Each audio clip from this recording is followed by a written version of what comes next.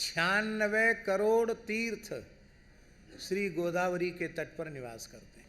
भगवान शिव की जटा से गंगा जी प्रकट हुई और भगवान शिव की जटा से ही गोदावरी गंगा प्रकट हुई।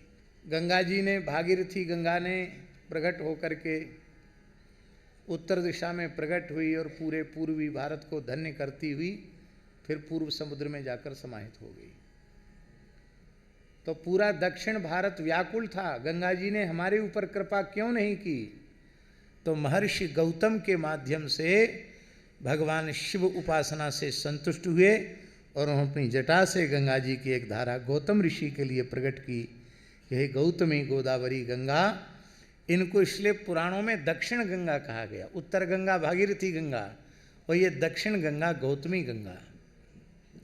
पुराणों के अनुसार जब भागीरथी गंगा विलुप्त हो जाएंगी, उनकी महिमा न्यून हो जाएगी। अब विलुप्त होना क्या है? गंगा जी में गटर बना देना और दूषित हो जाना, गंगा में गंगा का जल न रह जाना, यही गंगा जी का लुप्त होना है।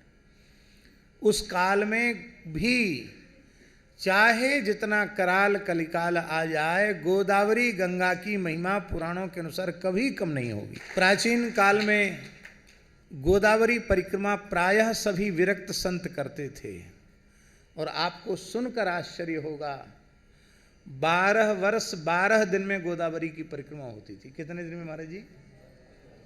क्योंकि प्रत्येक चातुर्मास से एक जगह करना है, तो 12 तो चातुर्मास से हो गए। आषाढ़ शुक्ल प्रतिपदा से लेकर आषाढ़ शुक्ल एकादशी से लेकर के कार्तिक शुक्ला एकादशी तक, तो पूरा कार्तिक ही समझ लो। तो ये चातुर्मास 12 तो चातुर्मास से निकल गए, तो 12 वर्ष और 12 दिन लगते थे। जैसे नर्मदा जी की जो शास्त्रीय परंपरा है वो 3 वर्ष 3 महीना और 13 दिन की है, ऐसी गोदावरी की शास्त्रीय पैदल परिक्रमा 12 वर्ष 12 दिन की है। और हमारे संतों की टकसाल में पूछा जाता कौन परिक्रमा है?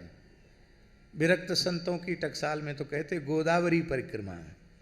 इस गोदावरी के तट को ही भगवान श्री राम ने अपनी चरण रस से विशेष रूप में पवित्र किया है। नासिक से लेकर जहाँ तक गोदावरी गई हैं, संपूर्ण गोदावरी के त्र्यंबकेश्वर लेकर गंगा गोदावरी समुद्र में जहाँ समाहित हुई हैं, वहाँ तक रघुनाथ जी ने बिना पादत्राण के ही गोदावरी के तट पर विचरण किया है। ऐसी गोदावरी की पवित्र महिमा है